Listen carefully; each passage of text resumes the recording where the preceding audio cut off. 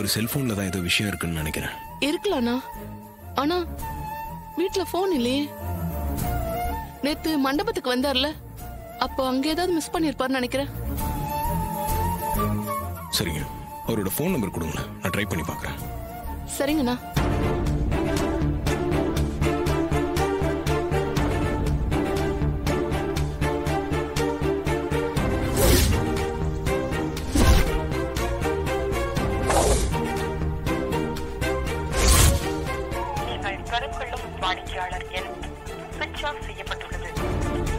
என்னண்ணா கால் போகுதா? ஸ்விட்ச் ஆஃப்னு வருது. சரிங்க, இதை நான் பாத்துக்கிறேன். சரி, நான் கிளம்புறேன். உங்களுக்கு போன் பத்தி எதனா தகவல் தெரிஞ்சுன்னா எனக்கு சொல்லுங்க. சரிங்கண்ணா, கண்டிப்பா சொல்றேன். சரி, நீங்க எப்ப வேணா போய் அந்த ஒர்க்ல ஜாயின் பண்ணிக்கலாம். எப்ப சென்னை கிளம்பலான் இருக்கீங்க? இன்னும் ஒரு 2 நாள்ல கிளம்பிடுவேண்ணா. போறப்போ உங்களுக்கு கால் பண்ணி சொல்றேன். சரிங்க, நான் வரேன்.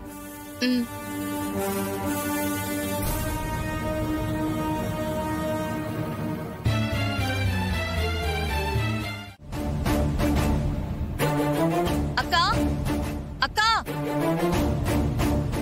என்ன? உனக்கு விஷயம் தெரியுமா? என்னடி விஷயம்? அந்த கிழவியை என்கொயரிக்காக போலீஸ் ஸ்டேஷனுக்கு கூட்டிட்டு போயிருக்காங்க.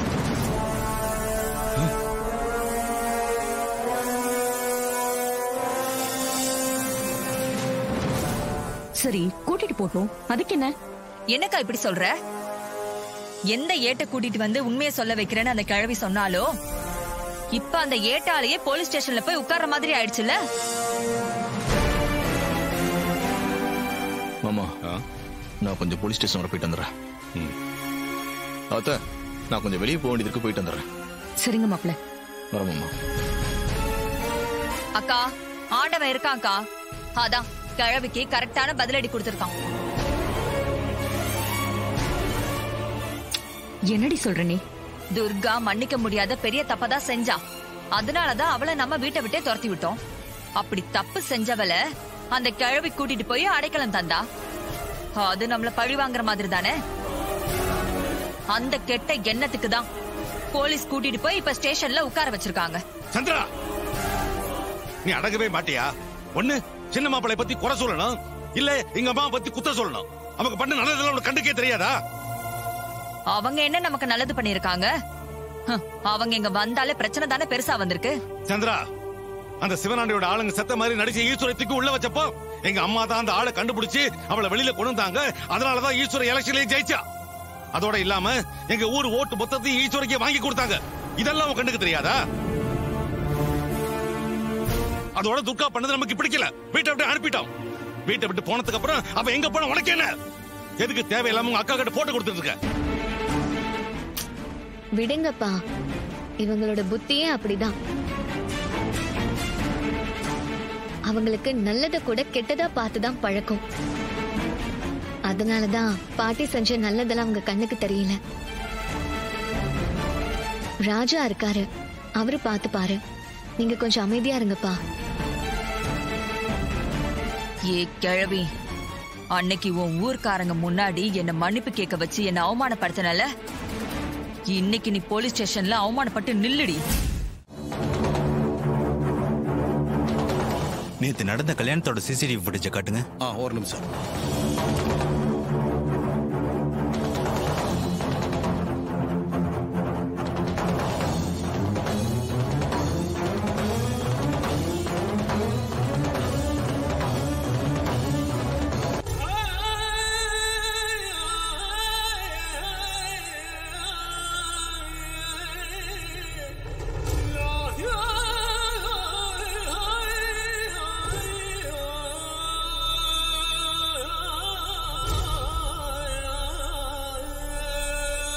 எப்பா, இது யாருப்பா பர்தா போட்டு சந்தேகப்படுற மாதிரி வருது?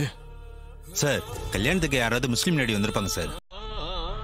ஆனா அந்த பொண்ணோட ஆக்டிவிட்டிஸ்ல கொஞ்சம் சந்தேகப்படுற மாதிரி இருக்கு.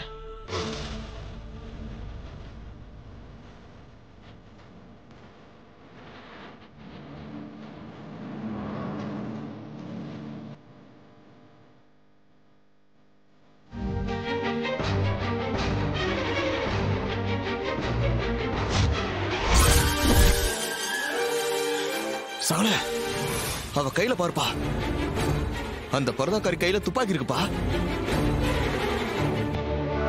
ஏப்பா கன்ஃபார்மா இவதாப்பா அந்த ஏட்ட சுட்டுக்கணும்.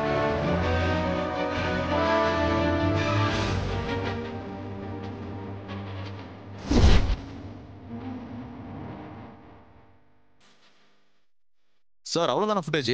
ஆமா சார். என்னப்பா அவ சுட்ட ஃபுட்டேஜ் மட்டும் இல்ல சார்? அந்த லேடியோட ஃபுட்டேஜ் கண்டினியூஸா இருந்தா கொஞ்சம் போடுங்க சார். தெரியல சார் என்ன நடந்துச்சுன்னு.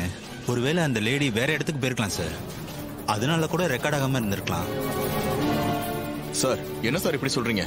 அந்த பரதா லேடி யாருன்னு கண்டுபிடிச்சா அதை வச்சாவது சுட்டது அவதான் கன்ஃபார்ம் பண்ணலாம்ல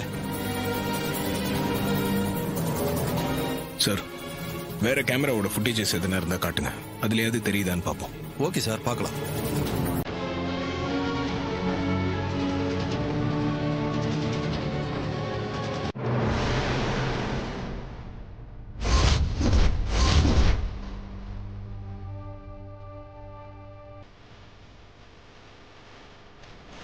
சகல எப்பா பரவாயில்ல இருக்கிறது அந்த வெள்ளப்பிங்க மாயாப்பா.